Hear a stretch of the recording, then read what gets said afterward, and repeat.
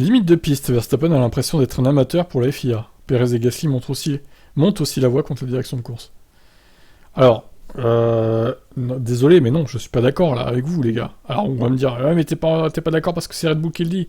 Mais même Gasly, je suis pas d'accord avec ce qu'il dit, du coup. Il y a des limites à respecter sur un circuit. C'est juste trop dur, en fait, de les respecter ou... Bon, on va lire ce qu'ils ont dit, quand même. Verstappen s'agace de l'absence de clarté derrière la décision à ce sujet. Le pilote Red Bull a l'impression que la FIA ne considère pas les 20 acteurs principaux de ce sport comme des professionnels. Et il regrette de ne pas être assez écouté.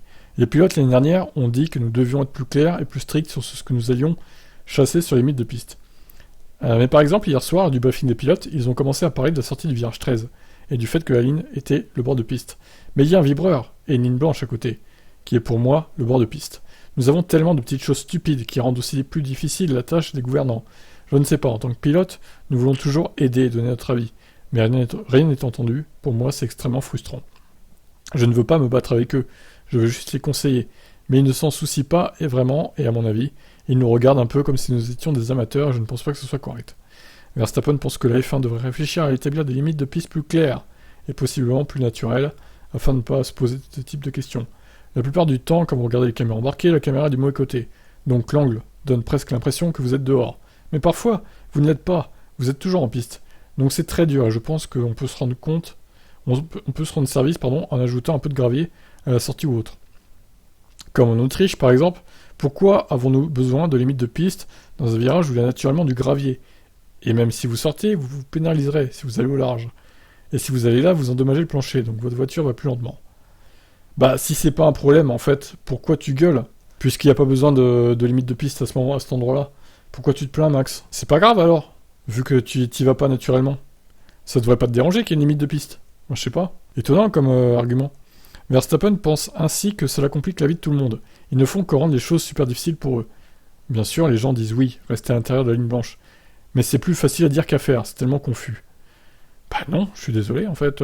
Vous êtes des professionnels. Vous êtes censés rester dans le tracé, quoi. Dans le circuit. C'est incroyable, tant de mauvaise foi, je comprends pas, là.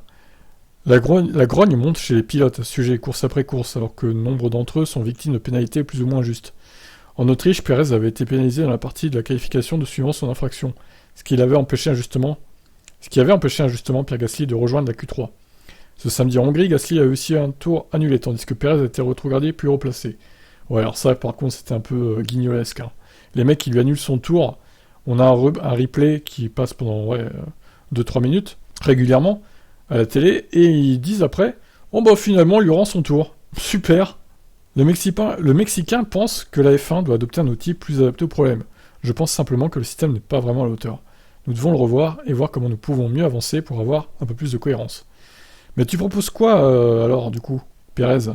C'est bien beau de dire ça, mais propose un truc, si t'es plus malin.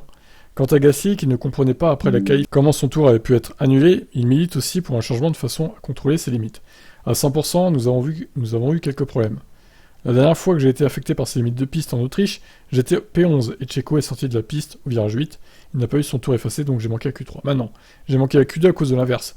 Ils disent que d'après la vidéosurveillance, j'ai dépassé la ligne. Mais nous devons vérifier parce que nous savons à quel point la qualité de la vidéosurveillance est moyenne. Et nous devons vérifier 2 fois. Pour plus de cohérence, le mieux serait d'avoir un capteur dans la voiture et de l'avoir partout. Alors ça, c'est pas bête, oui. Un capteur sur la voiture. Clairement, il faudrait ça, ouais. Au virage 5 de toutes mes années de course, c'est-à-dire à peu près les 10 dernières années, je n'ai jamais eu de limite de piste dans ce virage. Et cette année, c'est une approche assez drastique. C'est pourquoi je pense que nous avons définitivement besoin d'outils plus précis pour nous assurer que ce soit toujours équitable. Oui, bah, il faut des capteurs sur les monoplaces. Alors, où mettre le capteur? Ça, par contre, bonne question, j'avoue. Sur les roues à droite, ou je sais pas, où est-ce que, à votre avis, sur le bout de l'aileron, peut-être, de chaque côté, éventuellement, l'aileron avant. Dur à dire, en vrai. Hein. Après, le débat, pour moi, c'est qu'il faut respecter la piste, quoi qu'il arrive. Là, par exemple, Max, il est sur la ligne blanche, normalement, ça passe, hein.